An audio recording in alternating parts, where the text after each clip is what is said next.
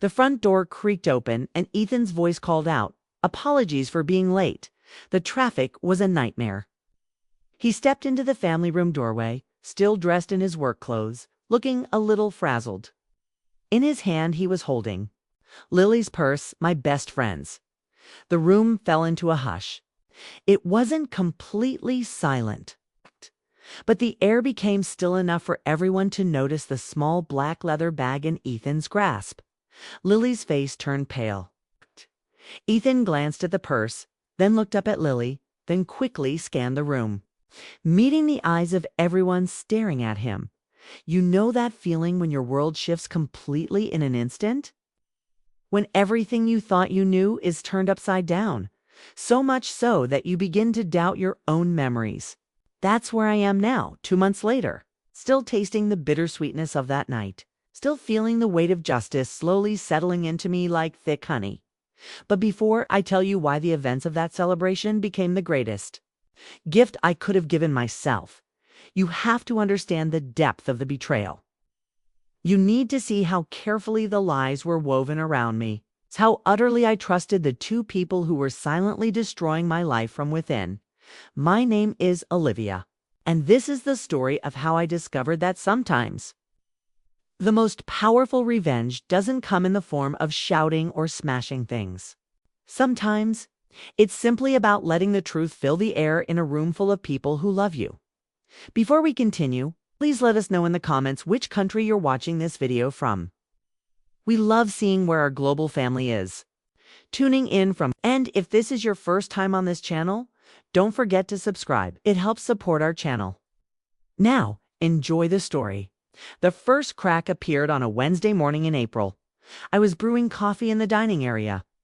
The one I'd painted sage green because Ethan said it reminded him of his grandmother's place. The same dining area where I had hung pictures of us over the 5 years we'd been together. Ethan and I at his brother's wedding. Ethan and I on a holiday trip to Portland, and Ethan, Lily, and I laughing at the New Year's Eve celebration. Lily's arms around us. The three of us sharing a laugh about something I can't even recall now. Lily, my best friend since college. The one who'd held my hair back when I had food poisoning. The one who helped me pick the dress I wore on my first date with Ethan. The one who knew all my secrets, all my fears, all my dreams. I heard Ethan's phone buzz on the counter. He was in the restroom getting ready for work. The screen lit up with a text preview. "Last night was amazing. I can't stop thinking about it." The sender's name made me drop my coffee cup. Just enough that hot liquid splashed over my thumb. Lily. I stood there, my thumb burning, staring at that message. Preview. My mind went into overdrive, trying to come up with an excuse, a reason that would make sense. Maybe they were planning something for my birthday next month. Maybe Lily was seeing someone new and was telling Ethan about it. Maybe there was some perfectly innocent explanation for why my best friend was texting my boyfriend at 7 a.m. about something incredible. I didn't touch his phone. I want you to understand that. For 3 weeks, I didn't touch it. Didn't snoop, didn't demand answers. I watched how Ethan got uneasy when his phone buzzed. I watched him angle the screen away from me when he typed. I watched him suggest we cancel our usual Friday night dinners with Lily. "She's been acting strange lately," he said, not even looking at me, a bit clingy. "Think she's going through something." The thing about being betrayed by the two people you trust most is that it makes you question everything. Every smile, every hug, every "I love you" becomes suspect. When did it begin? How long had they been deceiving me? Were they laughing about me behind my back? I started to notice things. Like how Lily's eyes would flicker towards Ethan when she thought I wasn't looking. How Ethan would make up excuses to run errands when he knew Lily was coming over. How they both grew quiet whenever I mentioned plans for my celebration. "Maybe you should keep it small this year," Lily suggested one evening as we painted our nails on my couch. "It's just close friends." "But I love big parties," I replied. "You know that. Remember my 30th? We invited everyone that was different." She focused intently on her left pinky nail. "We were younger then." People change. People change. Such a simple statement. Such a loaded truth.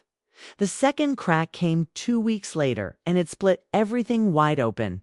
I was at work teaching my fourth grade class about fractions when my phone rang. It was my landlord, Mr. Lin. He'd been nothing but kind to Ethan and me for 2 years. "Olivia," he said, his voice careful, "I need to talk to you about the rent." My stomach dropped. We'd never been late. Ethan handled the finances because he was better with numbers. He said it was because he made more money. He said it was because I was too trusting, too scattered, too much of an artist to deal with practical things. "What about the rent?" I asked, stepping into the hallway outside my classroom. "You're 3 months behind." "I've been trying to reach Ethan, but he hasn't returned my calls." 3 months. 3 months of rent money that had disappeared. Somewhere between Ethan's promises and my bank account. "That's impossible," I said. "I give Ethan my half every month. He pays it." The silence on the other end stretched too long. "Olivia," Mr. Lin said gently, "I think you and I need to sit down and talk." That afternoon, I did something I'd never done before. I called in sick and drove to Ethan's office. I sat in the parking lot for 20 minutes, hands shaking, trying to find the courage to walk inside and ask him about the money, but I couldn't do it. Because asking meant admitting I didn't trust him. And if I didn't trust him, what did? That make me, instead, I drove to Lily's apartment. She was home, which was unusual for a Wednesday afternoon.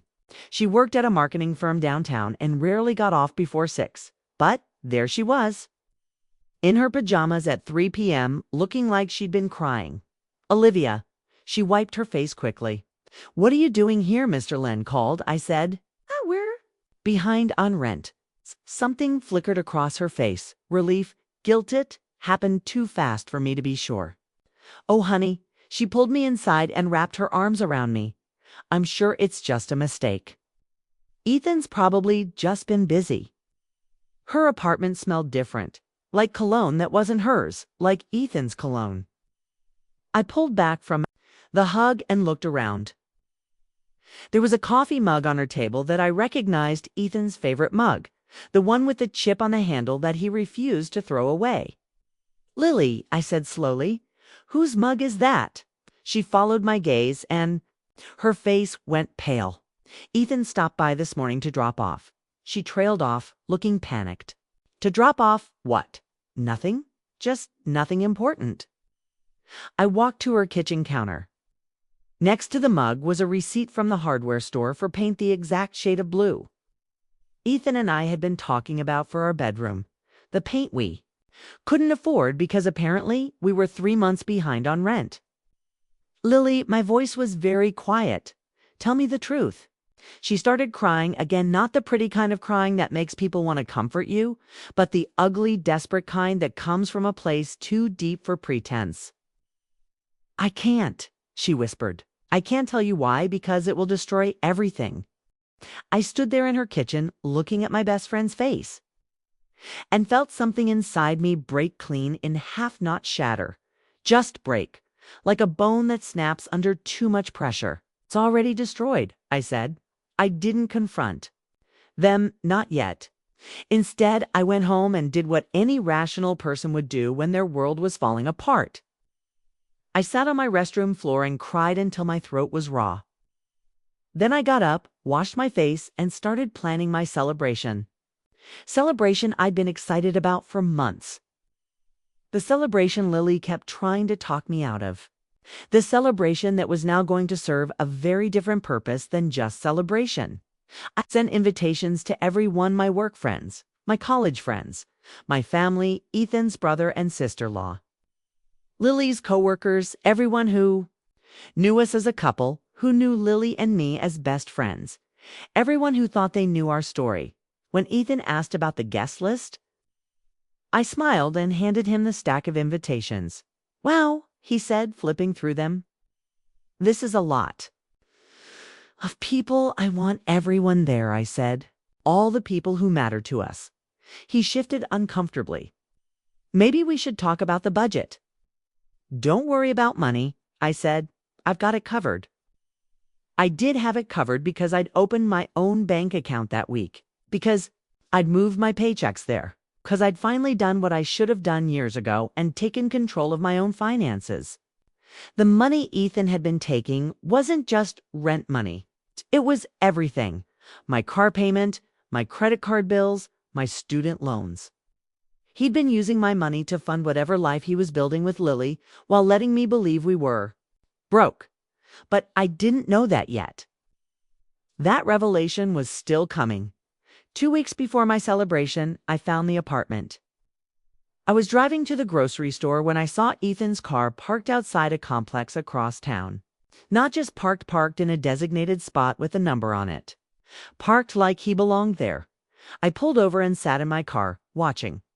After 20 minutes, Ethan came out of the building. He wasn't alone. Lily was with him. He was carrying a bag of groceries and laughing at something he'd said. They looked comfortable, like a couple who'd been together for years. Like people who shared a space, a life, and secrets. They looked like Ethan and I used to look. I followed them back to the building and waited until they went inside. Then I walked to the mailboxes in the lobby. Unit 4B, Ethan Morrison and Lily Chen. Lily Chen, she'd changed her name. Or maybe she'd never changed it back after her divorce 3 years ago. The divorce I'd held her hand through. The divorce, where she'd cried about being alone and starting over. Lily Chen, who was apparently not alone at all. I stood in that lobby for a long time, reading their names on the mailbox, trying to understand the scope of what they'd done. This wasn't an affair, which wasn't a mistake or a moment of weakness. This was a life, a whole life they'd built together while keeping me as what? A friend, a cover story, a source of income. That night, I called my sister Emma. I need a favor, I said without preamble. Olivia, what's wrong?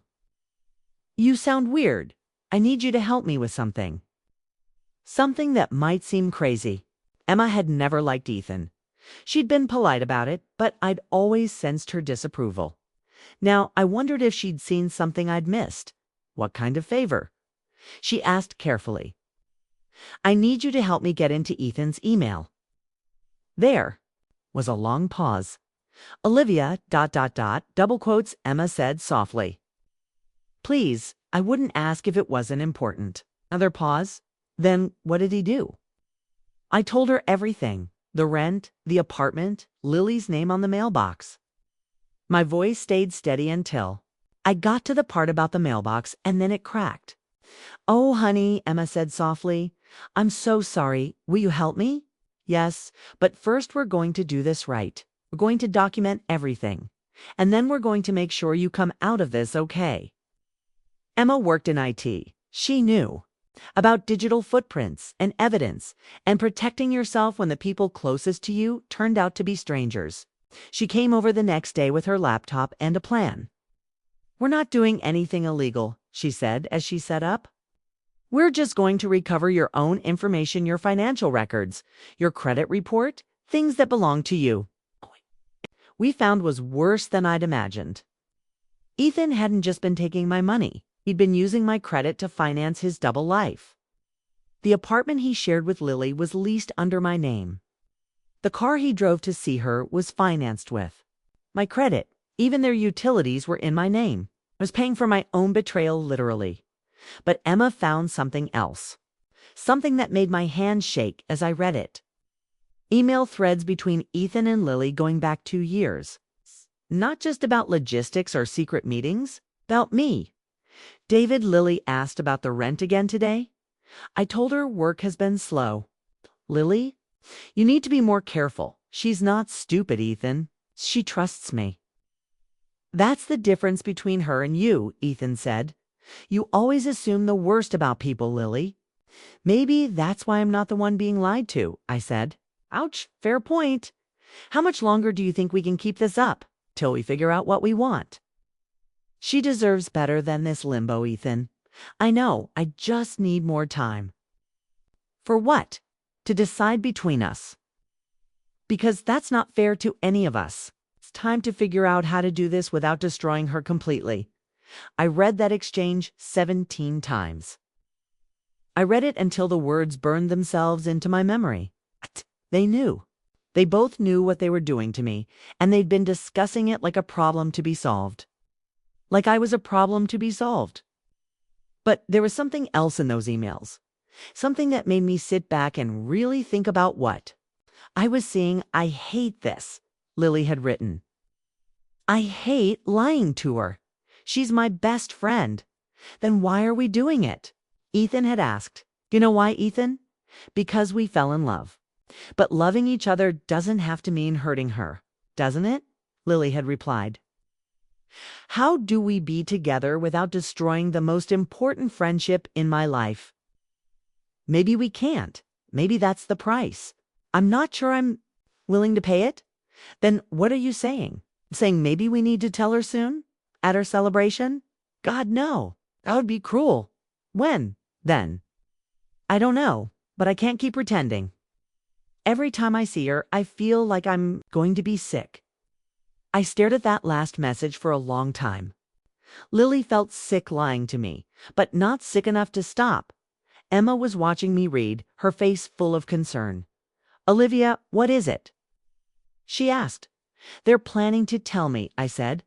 At the celebration? Not exactly at the celebration, but around. That time they're trying to figure out how. Emma leaned over to read the messages. Her face grew darker as she scrolled. Those bastards, she said quietly. They're talking about you like you're a business transaction. No, I said slowly. They're not. Emma looked at me like I'd lost my mind. Olivia, did we read the same emails? They feel guilty, I said. Look at what Lily's saying. She hates lying to me. She's conflicted. So that doesn't make it better, Emma said. It doesn't make it better, I agreed. But it makes it different. I was starting to understand something. This wasn't just betrayal. This was complicated, messy human betrayal. The kind where people do terrible things while still caring about the person they're hurting. The kind where everyone gets destroyed, including the people doing the destroying.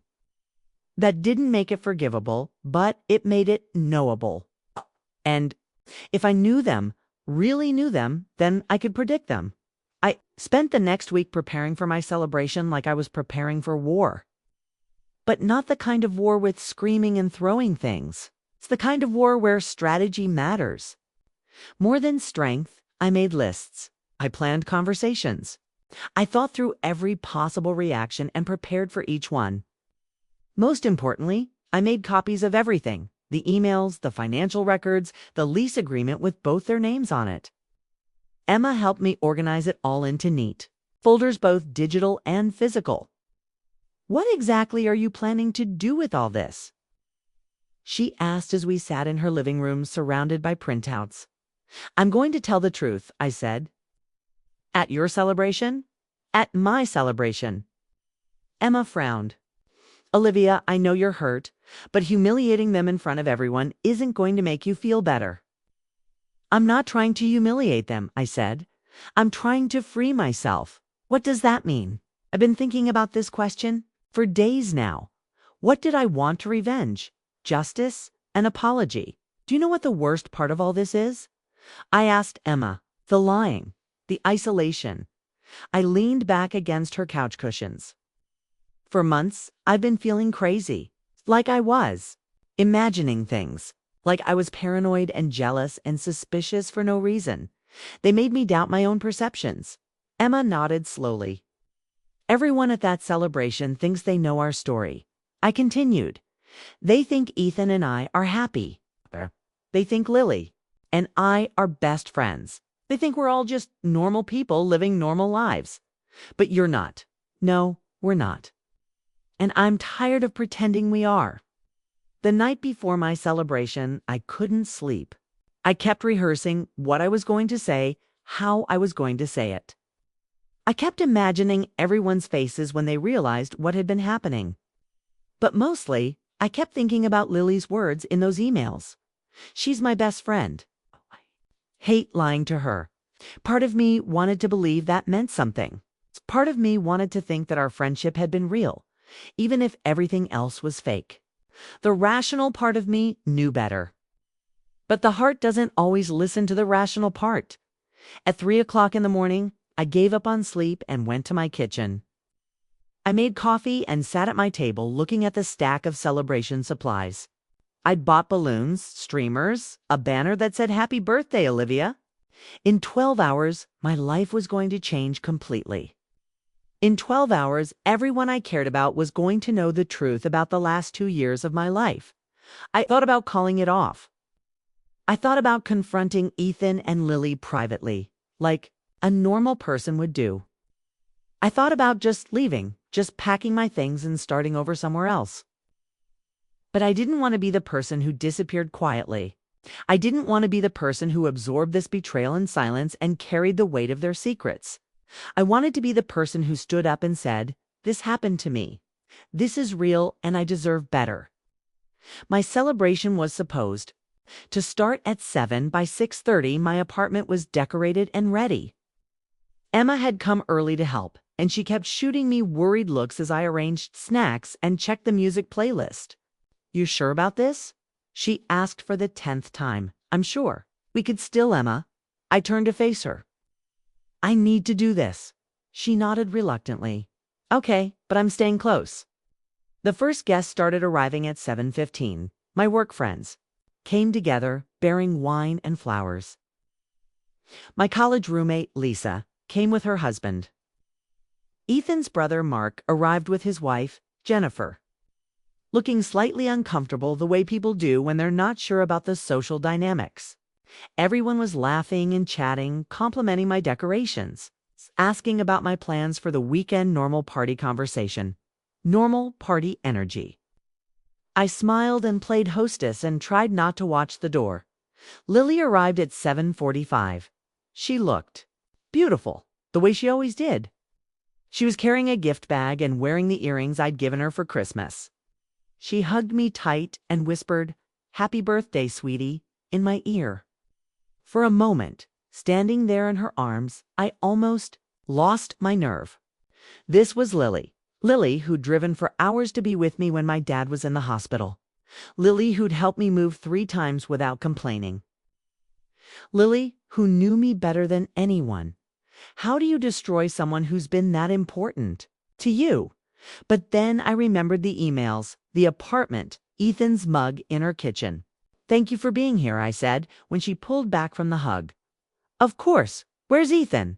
"Good question. It was almost 8 o'clock, and my boyfriend hadn't shown up to my celebration yet. He'll be here soon," I said. "You know how he is." Lily nodded, but something flickered in her eyes, worry, guilt. At 8:15, I gathered everyone in the living room. "I want to thank you all for being here," I said, raising my wine glass. "It means so much to have everyone I love in one place." There was a chorus of "Happy Birthday," and people raised their glasses. "Ethan should be here any minute," I continued. "It's just running a little late." That's when I heard his key in the lock, the sound of the front door opening. Ethan's voice called out, "Sorry I'm late. Traffic was insane." He appeared in the doorway of my family room, still in his work clothes, looking slightly frazzled. And he was holding Lily's purse. The room got very quiet. Not completely silent, but quiet enough that everyone noticed the small black leather bag in Ethan's hand. Lily's face went white. Ethan looked down at the purse, then up at Lily, then around the room at all the faces staring at him. He started to say something, but Lily said quickly, moving toward him, "You grabbed my purse by mistake. I left it in your—" She stopped mid-sentence, realizing what she'd almost said. "Left it in your what, Lily? Your car? Your office? Your shared apartment?" The silence stretched out. 23 people in my living room, all watching this little drama unfold, not quite understanding what they were seeing, but sensing that something was very wrong. Ethan handed Lily her purse without looking at her. His eyes found mine across the room. "Olivia," he said, Can we talk?" "Actually," I said, "I think we should all talk."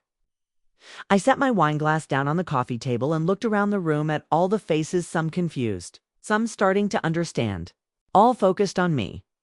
Before we continue with the celebration, I said, "There's something I need to tell everyone." Emma moved closer to me. I could feel her presence like an anchor. "Olivia," Ethan started. "Please don't," I said quietly. "Please don't say anything." Yet, I pulled out my phone and opened the folder Emma had helped me create screenshots. Photos, documents, everything organized and ready. 2 months ago, I found out that Ethan and Lily have been living together in an apartment across town. It's an apartment that's leased under my name, paid for with my credit, furnished with my money that I thought was going to our shared expenses. The silence in the room was complete now. It's not even the sound of breathing. They've been together for at least 2 years, probably longer. They've built an entire life together while maintaining their relationships with me, Ethan, as my boyfriend, Lily as my best friend. I looked directly at Lily. Her face was wet with tears. I have emails between them discussing how to handle me, how to manage me, how to eventually tell me the truth in a way that would not destroy me completely. Mark, Ethan's brother, was staring at Ethan with a look of complete shock. "Olivia, stop," Ethan said, his voice strained.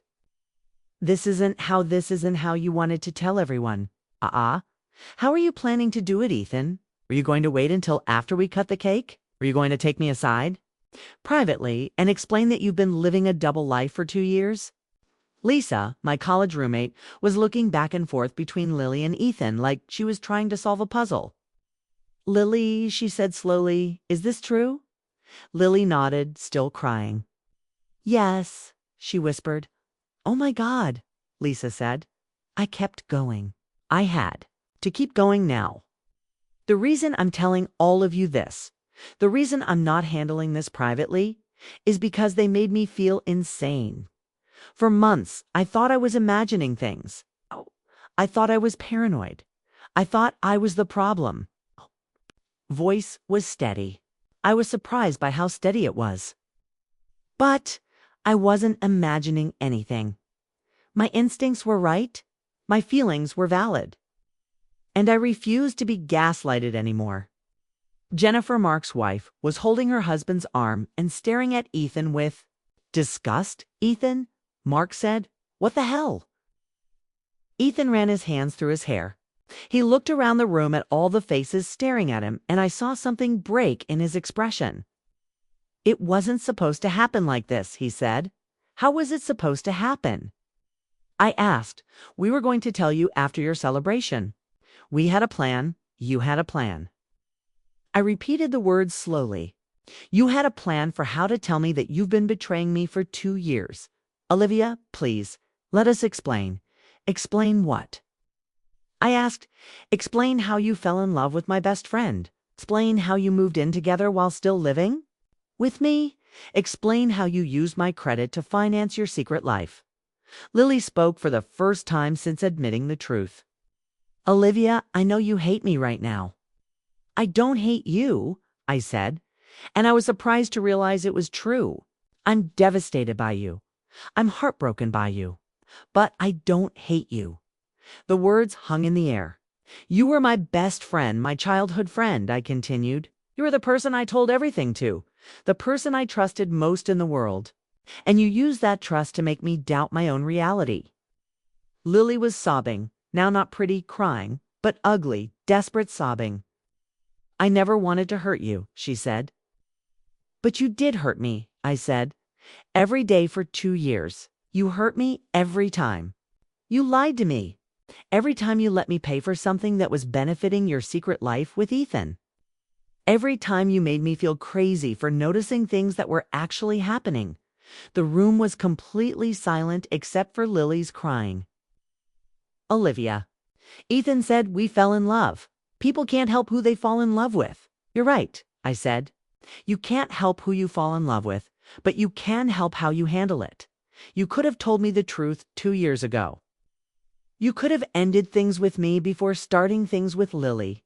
You could have not used my credit to finance your new life. You could have not made me feel insane." Mark was shaking his head. Ethan, this is ... This is unforgivable. We were trying to find the right way, Ethan started. There is no right way to do what you did, Jennifer interrupted. There's only the honest way and the coward's way, and you chose to be cowards. I looked around the room at all my friends and family, at all the people who thought they knew our story, who thought Ethan and I were happy, who thought Lily and I were best friends. I wanted all of you to know the truth, I said. Not because I want you to take sides or because I want to humiliate anyone, but because I needed witnesses.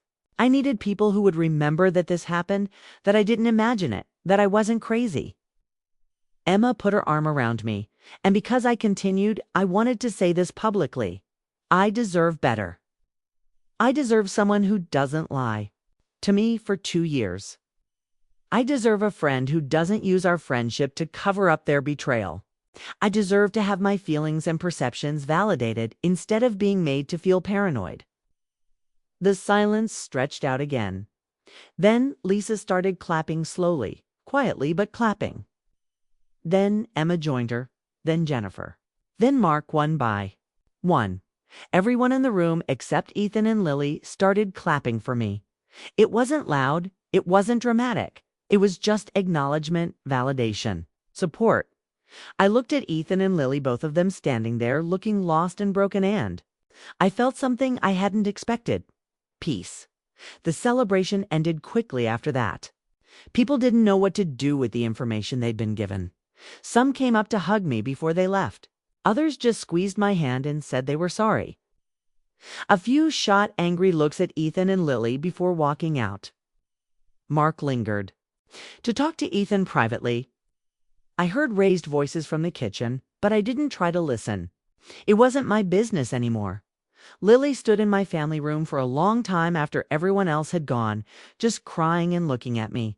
Olivia, she finally said, I know you probably never want to see me again, but I need you to know, ...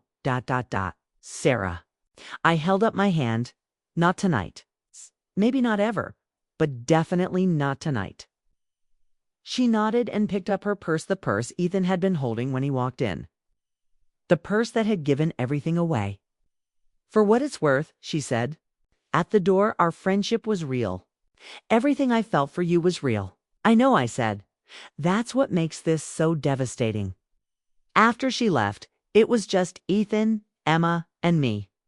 Ethan sat on my couch with his head in his hands. I'll move out tomorrow, he said, without looking up. You already moved out, I said. 2 years ago. You just left some of your stuff here. He looked up at me, then his eyes were red. Olivia, I'm so sorry. I know that doesn't mean anything now, but I'm sorry. For which part? I asked. For falling in love with Lily, for lying to me, for using my credit, for making me feel crazy, for planning to tell me at my celebration. We weren't going to tell you at the party. We were going to wait until after, he said. It doesn't matter when you were going to tell me, I said. What matters is that you weren't going to tell me at all if I hadn't figured it out. He didn't argue with that, because he couldn't. Pay you back, he said, every penny. I'll take out a loan. David, I said, sitting down across from him. The money doesn't matter. The money was never what this was about. And what was it about? He asked. I thought about that question. What was it about? Love, trust, honesty. It was about respect, I said finally. You didn't respect me enough to tell me the truth. You didn't respect me enough to end things cleanly. You didn't respect me enough to let me make my own choices about my own life. Emma was watching from the kitchen doorway, ready to step in if needed. You made decisions for me, I continued. You decided I couldn't handle the truth. You decided what I needed to know and when I needed to know it. You decided to keep me in a relationship that wasn't real because you thought it was better for me. Ethan was crying now too, quiet tears that he kept wiping away. I thought we could figure it out, he said. I thought maybe there was a way to make this work without anyone getting hurt. But someone was already getting hurt, I said. I was.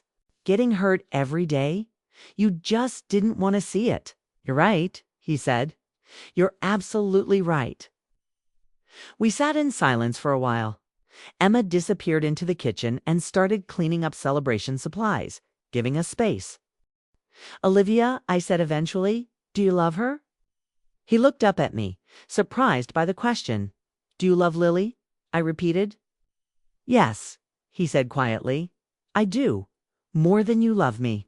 He hesitated. It's okay, I said. You can tell me the truth. I think I've earned that much. It's different, he said. What I feel for her is different than what I felt for you. Different how? More intense, more consuming. With you, everything was comfortable, safe, easy. I nodded. That made sense, actually. And with her, it's like I'm more myself. Like. She sees parts of me that I didn't even know existed. I absorbed that information. It hurt, but it also explained things. Then you should be with her, I said. Ethan stared at me. I mean it, I said. You should be with her. But you should do it honestly this time. No more lies, no more deception. No more using other people's money or credit or trust. Ethan, I'm not saying this to be noble or generous, I interrupted. I'm saying it because I want to be free of this. I want to be free of you. And I can't be free of you if you're miserable and guilt-ridden and pining for someone. Else Emma appeared in the doorway again.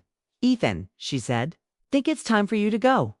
He nodded and left Aunt Emma and I spent the next hour cleaning up in silence. We threw away paper plates and plastic cups. We took down streamers and balloons. We packed up leftover food. How do you feel? Emma asked as we folded up the happy birthday. Olivia banner. Empty, I said. But not in a bad way, like relieved. Empty, like I've been holding my breath for months, and I can finally exhale. No regrets about doing it that way. I thought about the look on everyone's faces, about Lily's tears, about Ethan's shock when he realized everyone already knew. No, I said. No regrets. The next few weeks were strange. People kept reaching out, friends who'd been at the celebration, friends who'd heard about it secondhand. Even people I barely knew who'd somehow gotten the story. Most were supportive. Some were curious. A few were judgmental. You could have handled it privately, my coworker. Janet said over lunch. Did you really need to humiliate them like that? I didn't humiliate them, I said. I told the truth. They humiliated themselves. But in front of everyone, Janet said, I set down my sandwich. For 2 years, everyone thought they knew my story. They thought Ethan and I were happy. They thought Lily and I were best friends. They thought we were all normal people living normal lives. That was the lie. What I did at the celebration was just correct the record. She didn't understand. Some people didn't. They thought I should have been quieter about my pain, more private about my betrayal, more concerned about preserving everyone else's comfort than about vindicating my own truth. But most people got it. Lisa called me the day after the celebration. I keep thinking about what you said, she told me, about feeling crazy, about doubting your own perceptions. Yeah, I said. I went through something similar with my ex. Not cheating, but he had this way of making me feel like I was overreacting to things that were actually huge problems. Like I was being too sensitive or too dramatic. Gaslighting, I said. Exactly. And I handled it the way everyone says you're supposed to handle it, privately, quietly. I never told anyone what was really happening until after we broke up. Did that work out? It didn't. People still think he's this great guy. They still invite him to things. They still act like our breakup was just incompatibility, like it was mutual, Lisa said. I understood what she was saying. Sometimes, Lisa continued, I wish I'd been braver like you were. I wish I'd told people the truth while it was happening instead of protecting his reputation. Mark, Ethan's brother, called me too. I owe you an apology, he said. For what? For not seeing it? Jennifer and I had dinner with you and Ethan just last month, and I had no idea what was happening. I should have noticed something. Mark, there's no way you could have known. They were very good at hiding it. Still, I feel like I failed you somehow. You didn't fail me. The only people who failed me were Ethan and Lily. How are you doing, really? I thought about it. How was I doing? Better than I expected, I said, honestly. I thought I'd be more devastated, but mostly I just feel free. Free like I've been carrying this weight without realizing it. Weight of trying to make sense of things that didn't make sense. Of trying to fix problems that weren't actually problems with our relationship. They were problems with his honesty. Mark was quiet for a moment. For what it's worth, he said, I'm proud of you for how you handled it. It took guts. Thank you. And Olivia, Ethan's always been complicated. Even his kids, he had this way of justifying things to himself, making excuses for behavior that was just plain wrong. I'm not sure if that makes me feel better or worse. I just want you to know that what he did, it wasn't about you not being enough. It was about him not being brave enough to deal with his own feelings honestly. 3 weeks after my celebration, I found a letter slipped under my door. It was from Lily 5 pages handwritten, explaining everything. She told me about the first time she and Ethan kissed. It was at my holiday celebration the year before last. I'd gone to bed early with a headache, and they stayed up cleaning. It just happened, she wrote. I know that sounds like an excuse, but it really did just happen.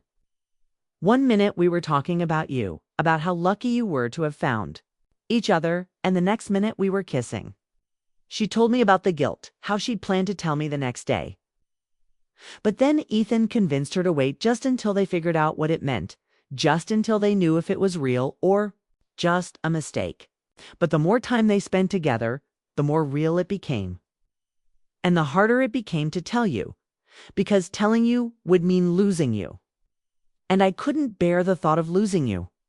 She told me about the apartment, how Ethan had suggested it as a temporary solution, somewhere they could go to figure things out without lying to me every time they wanted to see each other.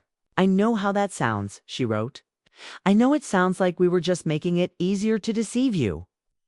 And maybe we were, but at the time it felt like we were trying to protect you. She told me about the money, how Ethan had convinced her that borrowing from me was temporary, that he would pay it back before I ever noticed. I should have said no, she wrote. I should have insisted we find another way, but I was so desperate to make this work, to find a way to be with him without destroying you, that I went along with things I knew were wrong. She told me about the emails I'd found about there. Conversations about telling me the truth. We talked about it constantly, she wrote.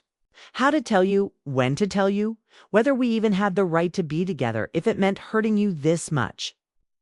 Ethan thought we should wait until we were sure about our feelings. I thought we should tell you immediately, even if it meant ending things between us. She told me about the weeks leading up to my celebration. I kept trying to convince Ethan that we needed to tell you before the celebration, she wrote.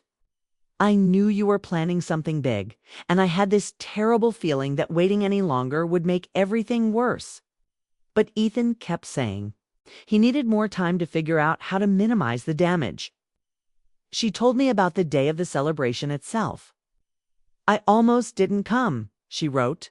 I sat in my car outside your building for 20 minutes trying to work up the courage. To walk away, to disappear from your life without an explanation, rather than face you one more time knowing what I was hiding. She told me about watching Ethan walk into the celebration with her purse. I knew it was over the moment I saw him, she wrote. I knew you'd figure it out, and I was terrified. But I was also relieved because I was so tired of lying to you. So tired of pretending. The last page was an apology. Not just for the betrayal, but for all the smaller betrayals that had led up to it. I'm sorry for every time I let you doubt yourself, she wrote. I'm sorry for every time I watched you struggle with feelings you couldn't explain, and didn't offer you the explanation you deserved. I'm sorry for using our friendship as cover for deception. I'm sorry for making you feel crazy when you were actually seeing clearly. At the bottom of the letter she'd written, I don't expect you to forgive me. I don't even expect you to read this whole letter.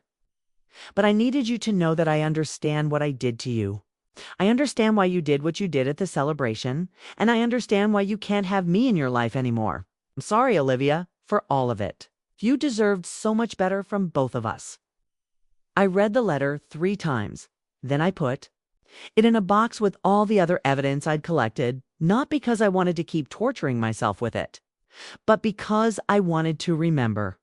I wanted to remember that my instincts had been right, that my feelings had been valid, that I hadn't been crazy or paranoid or oversensitive. I wanted to remember that sometimes the people who love you can still betray you. And that's surviving. Betrayal doesn't require you to minimize it, excuse it, or handle it quietly. Sometimes surviving betrayal requires you to stand up in a room full of people and say, "This happened to me. This is real, and I deserve better." I didn't respond to Lily's letter. There was nothing to say. Ethan moved out completely within. A week Emma supervised, making sure he only took things that actually belonged to him. He left the key on my kitchen counter, along with a check for $3,000. It's partial payment toward what he owed me. I cashed the check and put the money toward first month's rent on a new apartment. I didn't need to move, the lease was in my name anyway, but I wanted to. I wanted to start fresh somewhere that didn't smell like his cologne or echo with memories of her laugh. The new place was smaller, but brighter. It had big windows and hardwood floors and a kitchen I could actually afford to cook in. Emma helped me paint the bedroom a soft yellow, nothing like the blue Ethan and I had talked about. My coworkers threw me a housewarming parties. Mall. Simple, just pizza and wine, and people who actually knew the real story of my life. It's weird.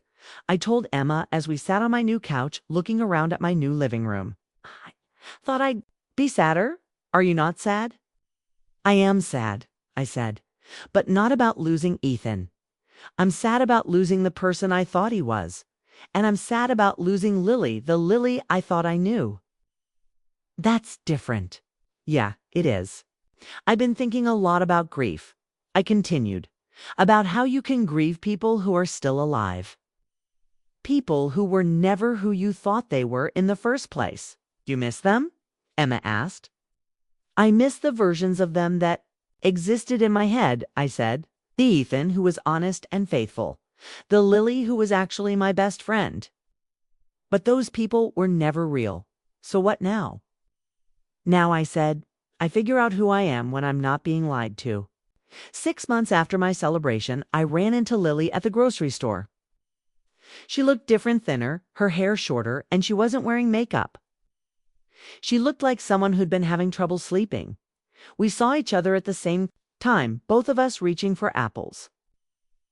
For a moment, we just stood there, staring. Olivia, she said quietly. Lily, how are you? I considered the question. How was I? I'm good, I said, and realized I meant it. I'm really good.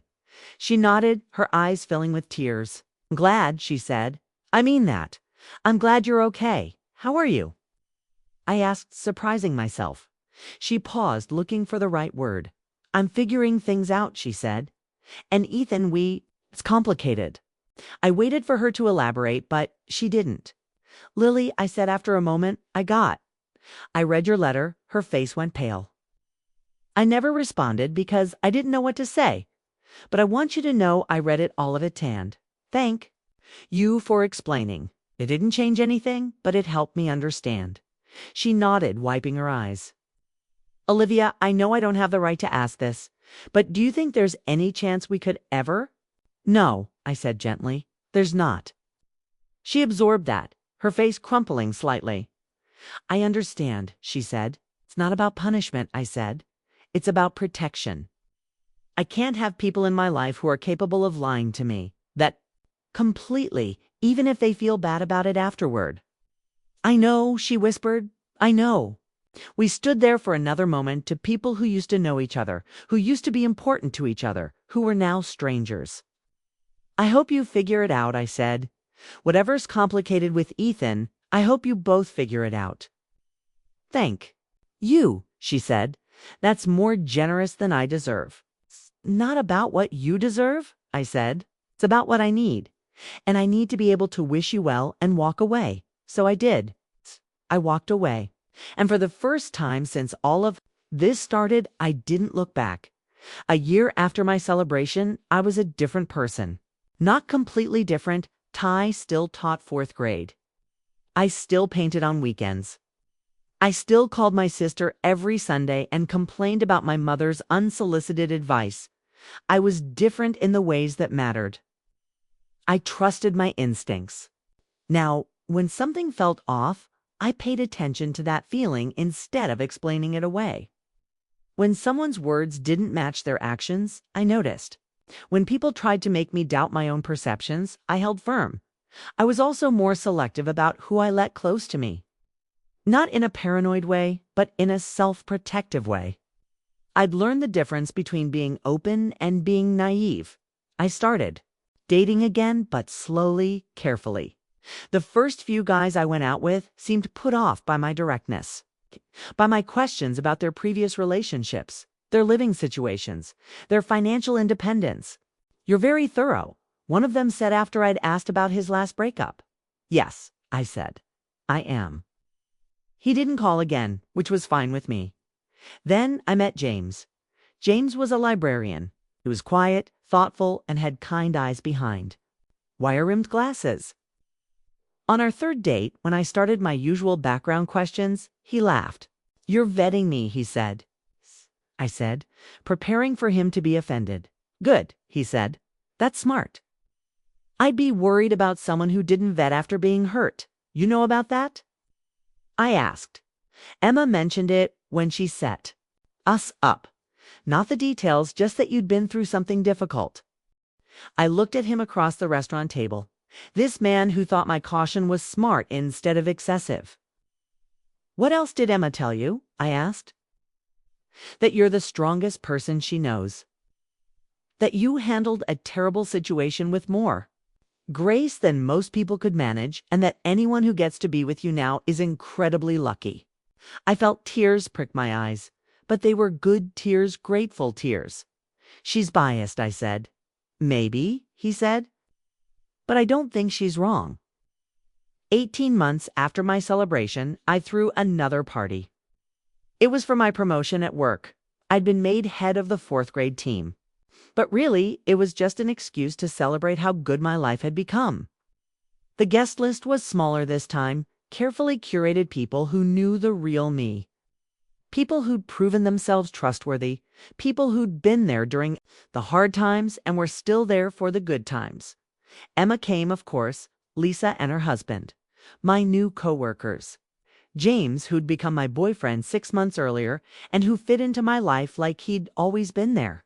Mark and Jennifer came to Weeds, stayed in touch after everything with Ethan. And they'd become real friends instead of just relatives by association. "I'm proud of you," Jennifer said as she helped me arrange flowers in the kitchen. "Look at this life you built." I looked around my apartment at the artwork on the walls, but light streaming in through the windows, and felt something I hadn't expected: a quiet pride. The walls that I had chosen myself. The furniture that reflected my taste instead of compromises. The bookshelves full of books I actually wanted to read. "It's a good life," I agreed. "Do you ever miss it?" she asked. The old life. I thought about it. Did I miss the comfort of a long relationship? The familiarity of established routines? The feeling of being part of an established couple? "Miss feeling safe," I said finally. "But I don't miss the illusion of safety, if that makes sense." "It makes perfect sense." That night, as people were leaving, James stayed to help clean up. "Good party," he said, loading glasses into the dishwasher. "Thank you. I'm glad you were here." "Me too." He paused, and as he was cleaning, he said, "Olivia, can I ask you something?" "Of course." "Do you ever worry that what happened with Ethan and Lily made you too cautious, too closed off?" I considered the question. It was something I'd wondered about myself. "Sometimes," I said. "But then I think about what my life was like when I was too trusting. When I ignored red flags because I wanted to believe the best about people. And I realized that being cautious isn't the same as being closed off." I'm still open to love. I'm still open to friendship. I'm still open to trust. I'm just more intentional about who I give those things to. James nodded. That makes sense? Why do you ask? He smiled, looking suddenly nervous. Because I'm falling in love with you, and I want to make sure you're open to falling in love back. My heart did something complicated in my chest, fear, joy, and hope all tangled together. I am, I said. Open to it, I mean. Good, he said, because I plan to earn it. The proper way with honesty, consistency, and respect. Those are my favorite ways to be loved, I said. He laughed and kissed me, and I kissed him back. I thought about how different this felt from everything that had come before. This felt real. This felt safe.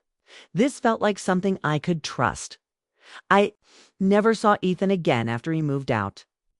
I heard through Mark that he and Lily had broken up about a year after my celebration. That they tried to make it work but couldn't get past the guilt and the complications, and the way their relationship had been built on deception from the very beginning.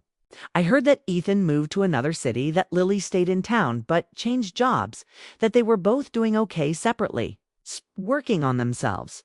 I was glad to hear they were okay, not because I forgave them. Forgiveness was still a work in progress. But because I'd learned that holding on to anger was like trying to carry a boulder. Eventually, you have to put it down, not because the boulder deserves to be put down, but because your arms deserve to be free. James and I got engaged on the 3-year anniversary of my celebration. He proposed in my family room, the same room where I'd stood up and told the truth about my life. It's the same room where I'd learned that sometimes the most powerful thing you can do is refuse to protect other people from the consequences of their own actions. Is it weird? He asked after I said yes, after we'd called Emma and my parents and celebrated with champagne. Getting engaged in the same place where your last relationship ended. No, I said, looking around the room that had seen so much pain and now held so much joy. It feels right. Like I'm reclaiming this space. Like I'm proving that life goes on after betrayal. That good things can still happen in places where bad things happened. I love that, he said. Plus, I added, this is where I learned to stand up for myself. Where I learned to trust my own voice. Those are pretty good lessons to carry into a marriage. The wedding was small, intimate, honest to everything my relationship with Ethan had never been. Emma was my maid of honor.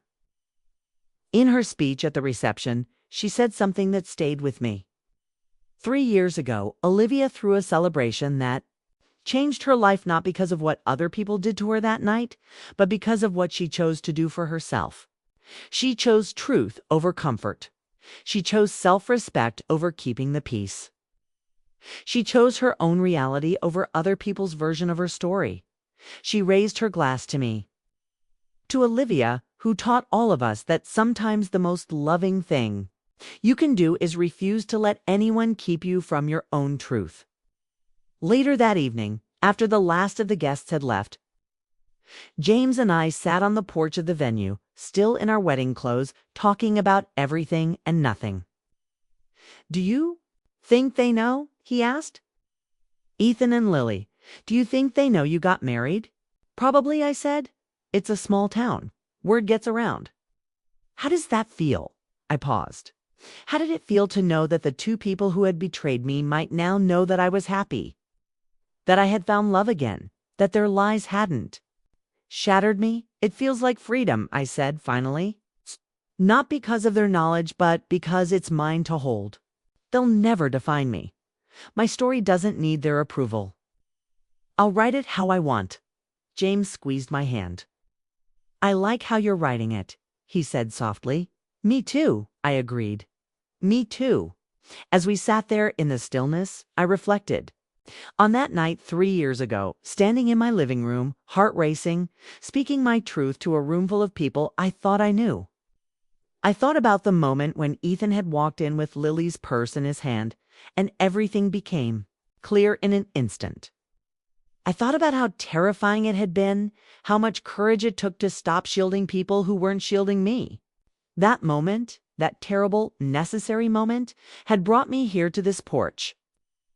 With this man wearing this dress, living a life I had built from the ground up after my old life crumbled away. Sometimes, the best way to reclaim your power isn't through revenge. Sometimes it's through living fully, authentically. Living with a kind of love that doesn't make you question your worth or doubt your reality. Living in a way that refuses to let others' choices define who you are. The best form of justice isn't making someone pay. It's showing them that they didn't break you, that you could rise stronger, that their actions don't control your narrative, that you're the one holding the pen. That night 3 years ago, I learned that I was the author of my own life. I learned that I had the power to decide what to keep and what to leave behind, who deserved a place in my story and who had forfeited theirs. It was the best gift I ever gave myself, the gift of truth, spoken aloud, witnessed by those who loved me. Everything good that came after started with that one moment of courage. The moment when I stood my ground, the moment when I trusted my own voice,